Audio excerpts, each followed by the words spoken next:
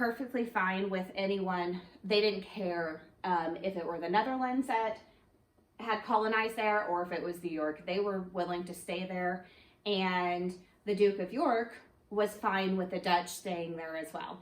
Peter Stuyvesant was the only one who was wanting to fight, and you can't really fight 4 warships by yourself. So he ended up just giving that land over, and so New Amsterdam ended up changing its name to New York City, and New Netherland changed its name to New York, which is still around today. Point to where it says event, please. Around 1637, Swedish colonists founded New Sweden along Delaware Bay. Peter Stuyvesant believed the land they settled belonged to the Dutch. In 1655, Stuyvesant captured New Sweden. Today, it is part of New Jersey, Pennsylvania, and Delaware. So this is the area that they were talking about right here too. Okay, go ahead and turn to 108, please. New York and New Jersey. Through trade, New York and New Jersey soon developed strong economies. Like New York's Hudson River, New Jersey's Delaware River became a major river for trade. The colony also had flat farmland and a mild climate. With rich soil and mild weather, agriculture kept New Jersey's economy strong. So how did New York and New Jersey become so successful? Well, they became so successful because they had great harbors right off of the Atlantic Ocean where the ships, the very large cargo ships, could come in. They could actually dock right there on the harbor, and they could trade with other colonies. So this became a system of trade, and England was getting rich off of this. So they were getting tons of the resources that North America had available to them. They were sending those resources back to England, and then there were merchant companies over in England who were selling the resources from North America and would make a lot of money. And so this area became very popular because of their natural harbor, and the ships could trade there. Groups from many lands. Instead of being owned by the king or a company, both New York and New Jersey were owned by a man or a small group of men. They were called proprietors. These owners appointed the governors and ran the colonies as businesses. To attract new settlers, proprietors offered newcomers free land. They also promised religious freedom and gave settlers a voice in their government. What was the downside? Settlers had to pay taxes. Still, a diverse population of German, Dutch, Irish, English Quaker, and Swedish settlers came to the colonies from Europe. New York and New Jersey accepted any type of anybody from other European countries. And so this area ended up having a very diverse population. Turn to daily life at the very top of page 109, please. Have you ever heard the phrase, sharing is caring? Well, sharing is not only caring, it is also very smart. The settlers of New York and New Jersey learned new skills by sharing their knowledge. Swedes, for example, taught people how to build cabins out of logs. Scots shared farming ideas with Germans. Native Americans taught the colonists how to hunt for whales off the shores of Long Island. The new settlers had to work hard to earn a living. Some grew corn, wheat, barley, or oats. Others worked as merchants, loggers, shipbuilders, or iron workers.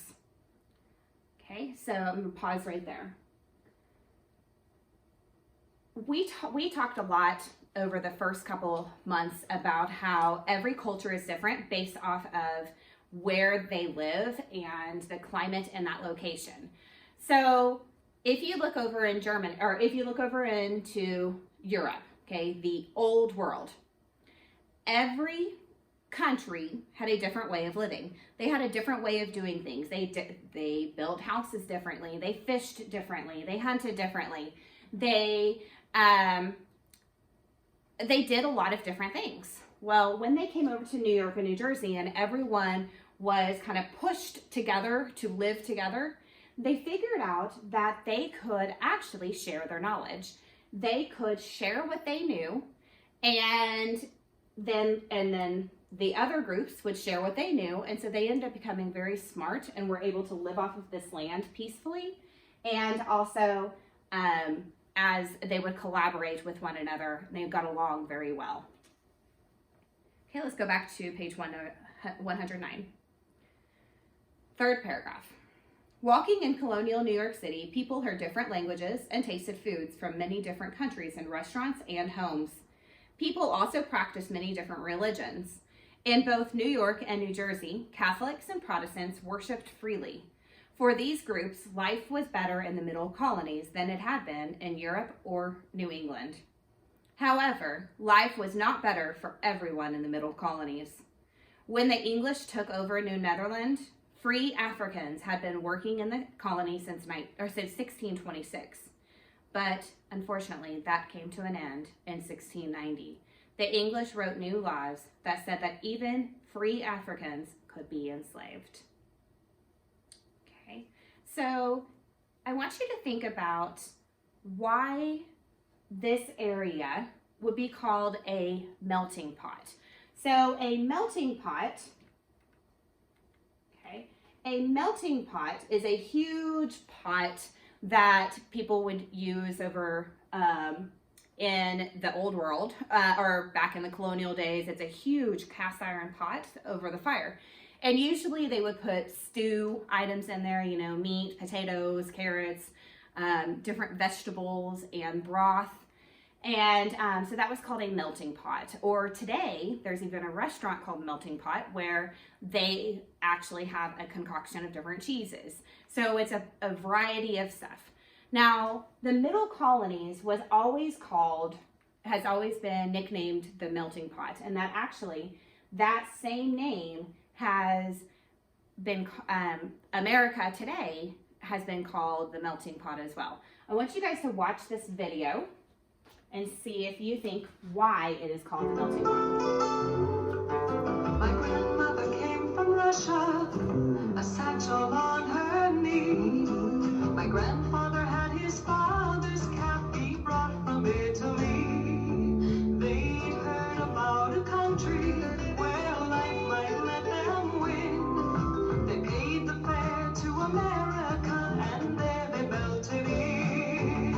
A lovely lady with her book of recipes and the finest one she's got. The Great American Melting Pot, the Great American Melting Pot.